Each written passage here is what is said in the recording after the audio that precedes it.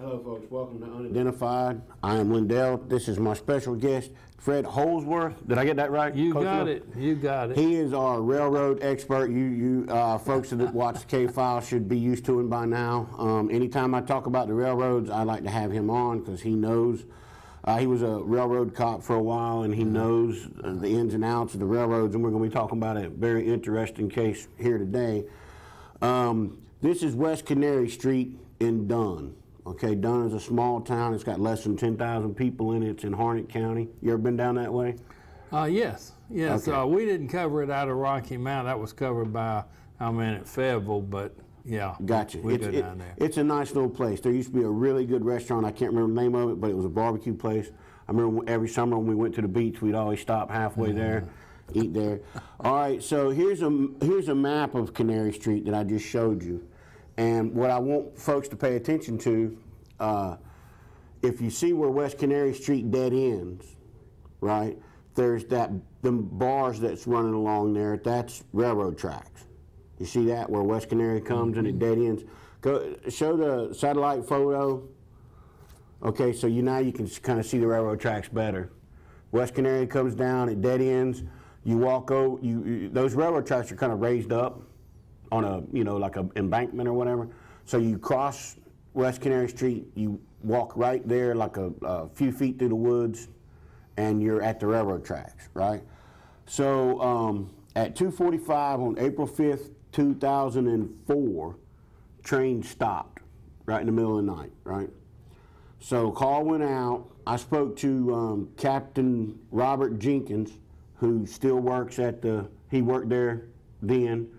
Wasn't a captain back then, he's a captain now. Here's the headline from the story that I wrote. It's in the paper this week. It details the interview that I had with Captain Jenkins, right? So if you want to see more about that, you got to read the newspaper. I'm just going to sum it up in this statement, and especially coming from an experienced cop, I think it's pretty important. He said it was the most gruesome thing he'd ever seen, right? And you've seen some of those, right? Oh, yeah. All right, so here's what the wheels on a train are like a razor, right? I mean, they're like a 220-ton razor. That's how much one car weighs, about 220 tons. So the average locomotive weighs around 220 tons. I had to look it up.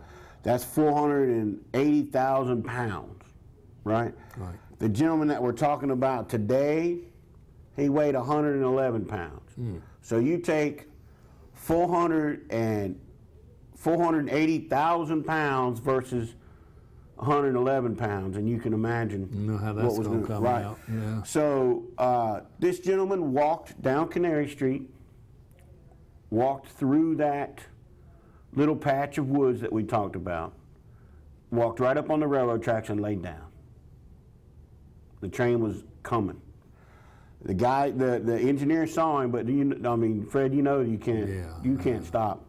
So the train cut him in half. I mean, this is pretty graphic you see that it put a hole in his head and it chopped him right in half right there at the waistline where he's laying across the tracks. That is, his arms was over his head, so that's why his arms didn't get cut, but he got cut right in half, 2 pieces of him at least, right? Now here's the shocker. We talked about last week that gentleman that drank a whole bunch of alcohol, and then he had some rubbing alcohol, and then he had some fingernail polish. This poor guy didn't have anything in his system. No alcohol, no drugs. So, I mean, oh yeah, I forgot that. There's a toxicology report right there, ethanol, which is what alcohol turns into, none, right? That's the second to bottom line there. No alcohol. So, somebody must really want to die. Now, once there's alcohol involved, people make stupid decisions. I mean, that's, every stupid decision I ever made involved alcohol. So, well, not every decision. I'm fully capable of making stupid decisions on my own, but alcohol always enhances those stupid decisions. But here's a young kid. He's 25 years old. He's a Hispanic male. He just laid on the tracks and died. Right? Here's a sketch of him. This is all his head and face was pretty much gone. That's a sketch they come up with in 2004. He was 5 feet 3 inches tall. He had black hair, brown eyes. You know, I mean, it just, to me, I've researched all 120 of these unidentified bodies for this show, and I've worked on them a lot. Almost all of them involve some form of alcohol, whether they were a victim of murder or whether they were suicides or whether they just got drunk and stayed out in the cold too long, whatever. There's alcohol involved in all of them.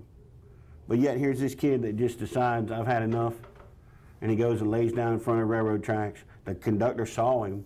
You know, there's no question. There's always, people always have these conspiracy theories about, oh, you know, someone put him on the track. You know what I mean? I mean, the conductor saw him walk on the tracks and tried to stop, but you know, by the time it was too late by then. Yeah. The cops got there immediately thereafter. You know, the guy's laying in two pieces.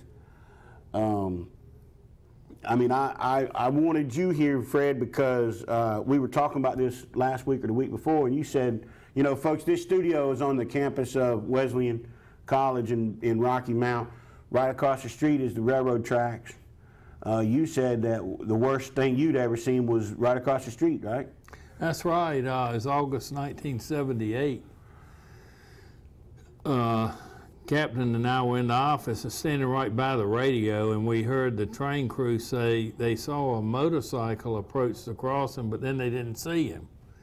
And I said, Captain, we better get up there. I think we got a problem. And so we jumped up and we went tearing up there. And the highway patrolman was just getting out of his car, and so we walked up there, and sure enough, what had happened, that road, if you remember, I think that crossing's gone now, but the track is running straight, and the road comes around and kind of makes a left turn towards the crossing. And he realized that he wasn't going to beat that train. So he laid the bike down on the road. The bike stopped, but he went sliding along the pavement under the train, and man, it for about, from the crossing, a better part of a mile north is a northbound train, and he was found all along there. All along there. Yeah. Wow. I mean that.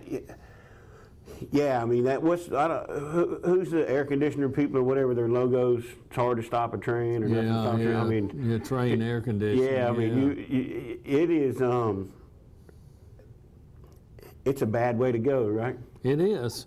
But you know, you're talking about intoxicated people. Usually, someone who's intoxicated, if they're going to get involved with the railroad, they lie parallel to the rails, not perpendicular.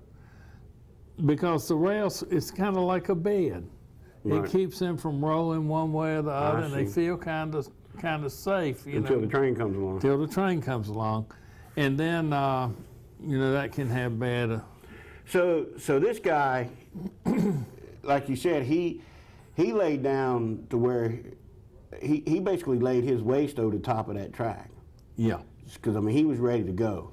You know what I'm saying? Yeah. So there was no, it wasn't like a, you know, I'm going to lay on the tracks and see if I can, you know, like some people do, they do adventure games where they lay in the middle of the highway and see if a car, you know, whatever. They do stupid. People do stupid stuff. I almost used some profanity there. People do stupid things, folks. And but this kid, I mean, it was apparent to the police, the medical examiner, the trained cops, everybody. This kid was ready to go. And you know, I mean, that sounds like it. Yeah. It is so I wanted you to tell that story to folks. I mean, trains is a bad way to go. Right? Yeah, it's not worth trying to. It's certainly not trying to beat that train. I mean, what are you going to do with a couple of minutes? That train's going to be out of your way. Yeah. And particularly in Amtrak. Every few years I got to go up to Whitaker's and write about somebody who tried to beat the train in the car. Mm-hmm. And these are folks that have lived there their whole lives. That train comes right through Whitaker's. They know that it's fast. They know that it's strong, but yet they still try to beat it. In Amtrak, they don't cover that crossing more than just less than a minute. Yeah. Wow. And so what are you going to do with that extra minute? You know. Absolutely. All right. Last thing about this, we talked about this before, but the DOT has done a study where they put cameras in Rocky Mount and several other cities in North Carolina to determine where people cross the tracks most, right? And the goal is they did a 3 or 4 year study, and they're going to put up fences and walls and whatever they can to stop folks from getting on the tracks. I think that's a great idea. I used to live in Chicago. You know, they got all their tracks up there, barbed wire even. They don't want nobody on those tracks. And they post numbers, telephone numbers. Let's say your car stalls. Get out, call that number, and the dispatchers and all can stop anything coming so you can get your car off safely. Don't sit in that car and try to... Yeah, exactly. Don't try that. All right, folks, this has been Unidentified. Please remember that Saturday, big fundraiser for us, Team Cold Case. Every bit of money that's raised is going to go to reward money that we offer. Right now it's up to $15,000. We'd like to offer more. We'd like to offer a lot of rewards. So come out. We're going to have Muddy the Mudcat is going to be there. We're going to have law enforcement vehicles. My kids, when they were younger, always loved to look at fire trucks, law enforcement vehicles. All that stuff's going to be there. All the local law enforcement leaders are going to be there. We'll be running on the show. We'll be running special programming during that time. If you can't make it out, you can call in. And Brittany's given me it is time to go, folks. We've outstayed our welcome. Please come out to the fundraiser. Thanks for watching today. We'll be back. We'll be back Saturday, and we'll be back next week. Thanks a lot.